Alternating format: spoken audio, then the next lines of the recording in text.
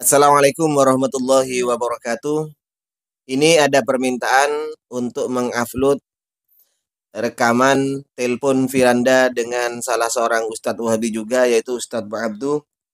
Entah dari mana ini, rekaman ini bocor. Ini permasalahan dana bantuan dari Ihya Turos Kuwait.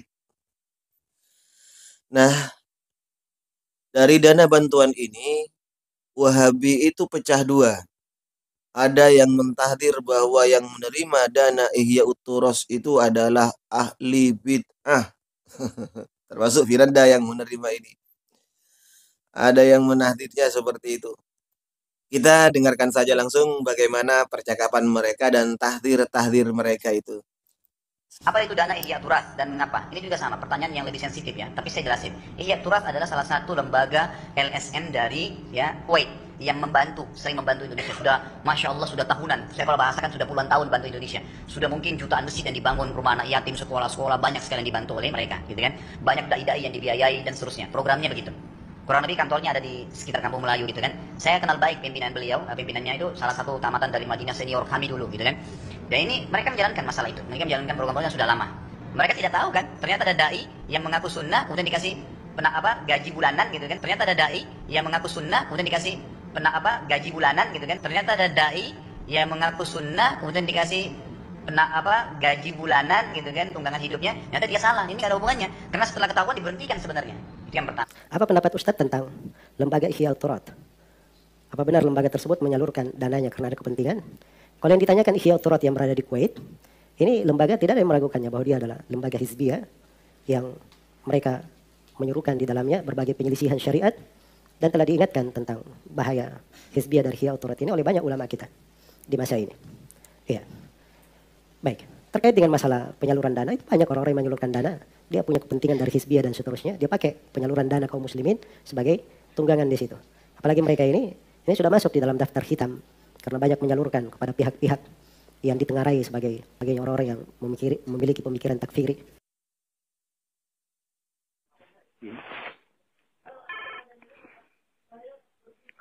Naam. Assalamualaikum. Waalaikumsalam warahmatullahi wabarakatuh. Apa yang sudah fokus tadi? Naam. Jadi kalau masalah tadi tadi seperti yang jelaskan tadi, masalah tidak cukup maksudnya harus dijelaskan. Tidak cukup apa maksudnya? Tidak cukup dalam menghukumi maksudnya. Adapun kalau masalah jalsa, kita sekarang kembali kepada poin masalah jalsa. Bagaimana kalau antum ke Madinah?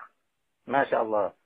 Antum tadi bisa beralasan. Kita langsung bisa menuju Syekh Ube misalnya, Syekh Abdul Muhsin. Barakallahu fiik. Ana tadi sudah mau menyampaikan kepada antum. Antum menyampaikan berbagai udzur untuk tidak bisa hadir ke Mekah. Ana pikir akhirnya kita pun punya udzur untuk kembali ke Madinah. Dan saya insya Allah, maka dari itu kan antum yang memulai masalah ini dan antum merasa bahwa ini adalah penting, ya, masalahnya besar untuk menyelesaikan mafsadah yang sangat besar. Nah, ana pikir semua masalah itu memang butuh perjuangan. Nah, kita pun harus juga berjuang gitu loh. Maka dari itu kita katakan ta'alau antum. Nah, ke Mekah kita duduk. Nah, ala kulli hal yang terpenting bagi ana tadi adalah bahwa antum tidak merasa puas atau tidak merasa cukup dengan keterangan Syekh Abdullah Bukhari. Nah, dalam apa menghukumi ataupun apa yang penting? Karena itulah masalah utama kita. Antum puasnya di sisi apa yang antum cukup? Ana paham dari penjelasan antum bahwa di situ berarti ada beberapa poin. Tetapi di dalam dua poin tadi yang antum sebutkan, masalah pamflet-pamflet, kemudian juga masalah menghukumin orang-orang yang berta'amul dengan Ihya Turat, apakah hizbi atau sururi, antum merasa itu tidak cukup untuk memvonis. Iya kan? Betul kan? Ayo. Baik. Barakallahu fiik. Kemudian berarti di sana ada masalah-masalah lain yang dijelaskan oleh Syekh. Allah mana terfokus, Anda coba agak lupa cuma terfokus pada masalah itu, karena kita sedang bicara tentang masalah apakah yang mengambil dana kemudian ditakdir, dihajar, ditahrir. Itu jadi masalah utama bagi Anda. Nah, Dengan mengatakan kemudian ada mengambil dana kemudian jadi sururi, penjelasan Syekh Abdul Bukhari menurut Anda tidak cukup untuk memperoleh masalah itu, bahwasanya orang yang mengambil dana kemudian jadi sururi. saya insya Allah. Berarti apa yang antum merasa cukup dari keterangan Syekh Bukhari? Dalam hal apa? Masalah apa? Benar bahwasanya disampaikan bukti-bukti yang disampaikan ada pamflet-pamflet pengajian. Itu sudah cukup benar bagi Anda bahwasanya dia punya kesalahan. Nah, punya kesalahan atau punya penyimpangan? Dia punya penyimpangan. Silakan bilang punya penyimpangan. Tidak punya. Itu tidak Anda Iya. Kalau pernyataan salah satu tokoh mereka, Wa'il al-Husawi, yang menyatakan, hal yuz'ijuna al-buruz al-syi'i fil Iraq? Qala la yuz'ijuna al-buruz al-syi'i fil Iraq. Kira-kira ini ucapan hak atau batil? Kita berarti sudah masuk poin penjelasan. Lah karena antum sudah bicara poin-poin tadi, Anda coba masuk sekarang antum. Barakallahu fiik. Pada Anda tentang kenapa Anda kurang puas dalam hal ini, Anda jelaskan. Tapi kalau antum sudah bicara masalah hukum, apakah ini ahlul bidah atau ahlul sunnah, tentunya betul ya, Ustaz. Lah iya. Berarti penting ta'alau ente ke Mekah. Karena ini penting, ente menyatakan butuh jalsa, maka anda undang antum ke Mekah. Antum tahu kita musafirin, kita dalam kondisi seperti ini, ta'al. Tanpa Syekh Rabi, kita sendiri tanpa Syekh. Hah? Kenapa? Supaya anak sekarang usaha ketemu Syekh Ubaid, Syekh Abbas, anak jemput antum ke Madinah. Loh, nggak usah Syekh, kita duduk saja. Karena anak yakin, kalau antum sudah merasa tidak cukup penjelasan Syekh Abdullah Al-Bukhari tentang 2 poin yang antum sebutkan tadi, anak yakin antum juga tidak akan puas tentang keterangan Syekh Ubaid Al-Jabiri. Karena keduanya sama dalam hal ini. Syekh Ubaid Al-Jabiri, dia sendiri mengatakan, orang yang mengambil dana tanpa syarat, tidak keluar dari ahlu sunnah. Masalahnya lain, itulah yang masalah inti yang Anda bicarakan. Bukan orang yang mengambil dana tanpa syarat, tidak keluar dari ahlu sunnah. Masalahnya lain, itulah yang masalah inti yang Anda bicarakan. Dan apakah Syekh, dengan ini apakah Syekh Bukhari memvonis, Anda tanya ke antum, apakah Syekh Abdullah Bukhari memvonis seorang yang menerima dana dari Ihya Turas tanpa syarat adalah mubtadi' atau sururi? Tidak bicara masalah itu. Loh, Antum bicarakan apakah penjelasan masalah itu?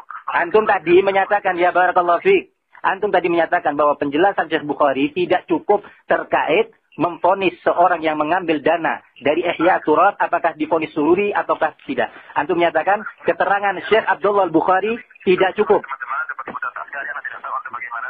Dan Ustaz Askari, Anda dengar di ceramah-ceramah beliau, ya. Mempunyai seperti itu. Nah, barakallahu fiik. Barakallah. Antum tadi kan menyatakan bahwa keterangan Syekh Abdullah Bukhari tidak cukup, ya kan? Terkait dengan masalah. Antum jangan ke kanan ke kiri, Ustaz. Dalam hal menghukumi seorang mengambil dana jadi hizbi atau tidak. Iya. Bagi Anda tidak cukup. Nah, ewa. Sudah, tadi ke kanan dan kiri ini lurus sudah kita. Alhamdulillah. Ewa. Berarti Syekh Al-Bukhari menurut antum apa vonisnya pada waktu itu? Tidak tahu, kita sedang bicara tentang Ihya Turas. Tentang dia bicara tentang Ihya Turas. Ya, Kita sedang subhanallah. bicara tentang Ihya Turas. Paham? Bas, kalau bisa ente ke sini aja sudah. Atau ini, Ustaz. Ente kan bisa. Anak kabar kita tutup dulu pembicaraan kita. Atau ente bisa tadi ente bilang bisa jemput kita. Anak tutup ya. Tidak apa-apa, tapi kita tunda sampai haji. Waktunya lapang insyaallah. Nah, enggak, belum tentu bisa lapang. Sekarang kesempatan ini.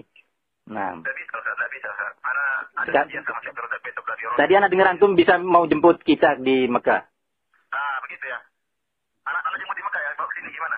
Ya, khair, nah. Ya, alhamdulillah kalau gitu. Jadi kita tidak perlu untuk ke Syekh dulu kita maksud antum. Iya, kita duduk. Ketemu dulu Ustaz ya. Nah, Oke, kalau gitu hari besok gimana Ustaz kalau besok, nah. atau gini besok dijemput dari sana ke sini Ustaz. Loh, katanya antum mau jemput tadi ke sini. Anak nggak mesti anak nggak bisa tinggalkan Madinah Ustaz. Anak nggak bisa tinggal Madinah. Tapi kalau anak sudah sana suruh teman atau kalau paling parah antum naik taksi mudah, anak telepon taksinya sudah telepon ke anak, mudah. Tapi kalau anak ke sana seperti anak bilang anak banyak istibafak sekarang ini. Loh, sama kita juga punya irtibatat ya, akhi. Antum kan mesti menginginkan kita untuk memberi udur dan menghargai udur-udur antum. Ya sama juga Ustaz Askari punya irtibatat. Tidak bisa antum katakan urusan menggait itu gampang bisa diwakilkan. Nah, yang bisa seperti itu. Mungkin bagi antum itu bisa diwakilkan, tetapi bagi beliau nggak bisa sebagai bab amanah. Nah, kan beda. Barakallahu. Hah? Ini Ustaz, oke, masing-masing punya udur kita paham Ustaz. Bagaimana kalau antum naik taksi nggak bisa Ustaz ya? Loh, antum begitu gampang. Antum datang ke sini, jemput kita. Kalau anak kirim teman jemput antum gimana? Loh, barakallahu fiik. Kita ini pingin sama-sama berkorban. Ini dia membawa jamaah. Ustaz Askari, anak juga membawa jamaah. Ambil bawa antum ke sini. Bagaimana Ustaz? Sulit nggak bagi antum? Kalau sulit anak nggak makan Ustaz. Loh, Sulit. antum sekarang kira-kira sulit untuk datang menjemput kita. Anak sulit Ustaz. Anak sulit Ustaz. Makanya dari itu kita ini sama-sama ingin berkorban. Anak pun akhirnya terpaksa. Ustaz Askari juga terpaksa berkorban. Jamaahnya harus ditinggal dan mereka akan kecewa.